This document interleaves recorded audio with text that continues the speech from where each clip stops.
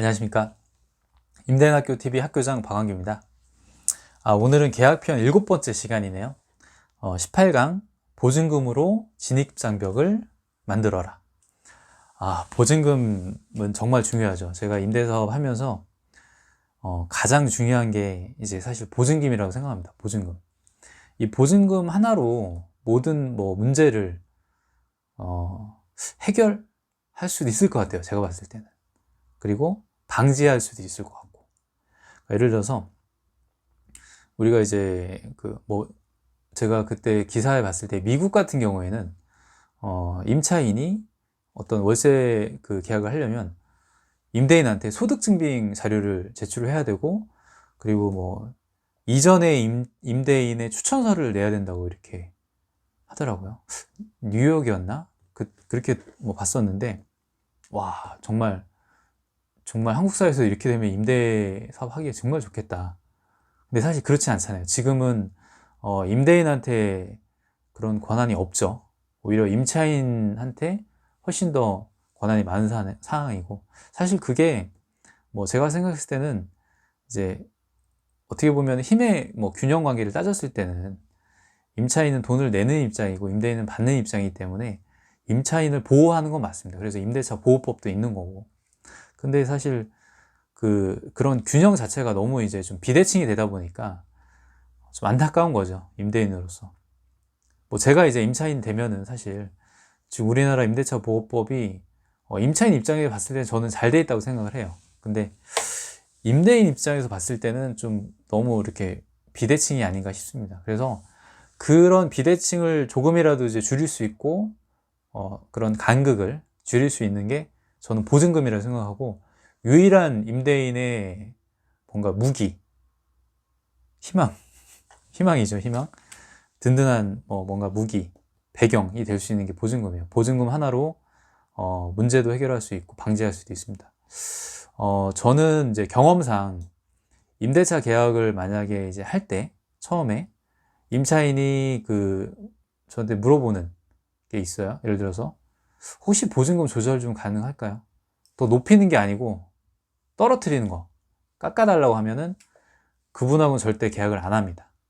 아무리 해도 안 해요. 그냥 안 하고, 죄송합니다, 안 합니다. 보증금을 높여서 하는 거는 제가 그건 수용할 수도 있어요. 월세를 좀 더 깎고 보증금 좀 높여가고 하는 거는 충분히 수용할 수 있는데, 거꾸로 보증금을 낮춰가지고 이제 계약을 시도하려고 하면은 아예 그냥 저는 계약 자체를 안 해버려요. 어떻게 보면 이제 공인중개사분 입장에서도 되게 황당할 수 있죠. 근데 저는 이제 경험상 아직까지도 유지하는 그런 원칙 중에 하나가, 보증금을 이제 깎는 걸로 조정을 시도하는 임차인하고는 아예 계약을 안 하는 게 향후에도 좀 마음이 편하고, 그리고 그 보증금 맞춰가지고 다른 데 가셔서 다른 이제 저랑 경쟁하는 다른 물건지 가시면 돼요. 저는 이제 또 조금 더 보증금 높이고, 제가 또 시설물에다가 조금 이제 더 투자해서 그 보증금에 맞는 그런 격에 맞는 그런 이제 주택을 제가 또 제공을 하기 때문에, 당연히 다른 거 다 똑같은데 제가 보증금만 높여 받으면은 그거는 좀 안 되겠죠. 저는 이제 제가 장판하고 도배하고 다 제가 직접 하고, 화장실도 이제 어느 정도 리모델링을 좀 일부 하기 때문에 그렇게 하고 나서 이제 보증금을 높여가지고 월세는 똑같습니다. 대신에 그러면은 사실 임차인 입장에서는 메리트가 있을 수는 있어요. 자기가 이제 자금이 좀 어느 정도 되는 분 같은 경우에는 월세는 똑같은데 시설물은 확연히 좀 차이가 있죠. 도배 장판 다 깨끗하게 돼 있고, 화장실도 어느 정도 깨끗하게 다 수리도 돼 있고, 웬만한 다른 부속품들도 다 이제 깔끔하게 해놓고, 그런 경우에는 이제 임차인이 제 물건을 선택할 수 있는 그런 확률이 또 높겠죠. 그래서 무작정 제가 이제 보증금 높여가지고 이렇게 일방으로 하는 건 아니고, 저도 보증금을 높이는 그런 만큼 그거에 상응하는 뭔가 이제 가치를 제공하기 위해서 노력을 많이 합니다. 최소한 도배 장판은 정말 깨끗하게 해놓고, 다른 이제 시설물 같은 것도 좀 고급하게 해서 교체를 해놓고. 그래서 저는 원칙이 그래요. 보증금을 깎는 분들은 계약을 아예 자체를 전화 와서 보증금 얼마 좀 이렇게 죄송합니다. 다른 집 알아보시든지 다른 분하고 이제 계약을 하시라고 그렇게 아예 정중하게 말씀을 드리고 계약을 아예 안 하는 편이에요. 그게 제 원칙이고 지금까지도 사실 깨지지가 않았던 그런 사례예요. 보증금 깎는 분하고 계약을 했다가 나중에 잘 된 적이 없어요. 그리고 그분들이 만기 때까지 간 적이 없어요. 다 중간에 나가고 월세 조금 연체되고 그래가지고 그냥 제가 다 내보내 드렸어요.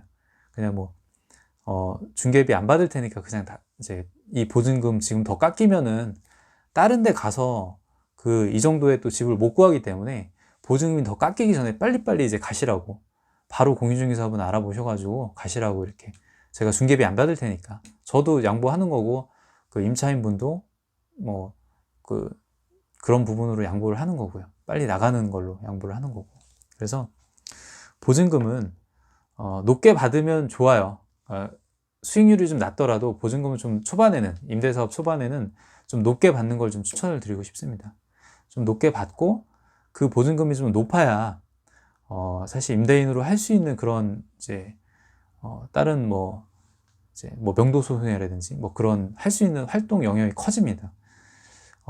보증금이 100만 원인 임차인하고 보증금이 1000만 원인 임차인이 있을 때 10배 차이 나죠.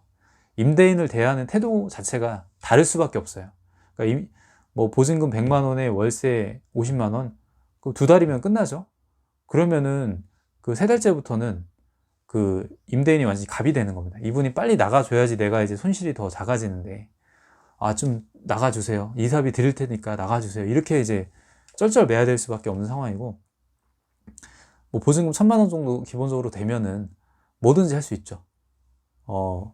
월세를 좀 밀리더라도 강하게 나갈 수가 있는 겁니다. 명도소송도 바로 그냥 집어넣어가지고 그 소송 이제 승소될 때까지 계속 월세 이제 제하면서 원하는 법적 조치 다 할 수 있고, 그래도 실익이라고 하죠. 실익이 있어요. 1000만 원 정도 돼야죠. 어느 정도 실익이기 때문에 보증금을 100만 원 갖고 있는 분하고 1000만 원 갖고 있는 임차인 분하고 임대인한테 대하는 태도 자체도 다를 수밖에 없고요.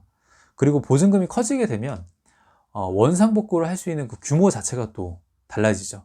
보증금 얼마 안 되는데 이거 월세 제하고 나면은 사실 그분이 임차 목적물을 엄청 이제 안 좋게 쓰더라도 원상복구는 꿈도 못 꿔요.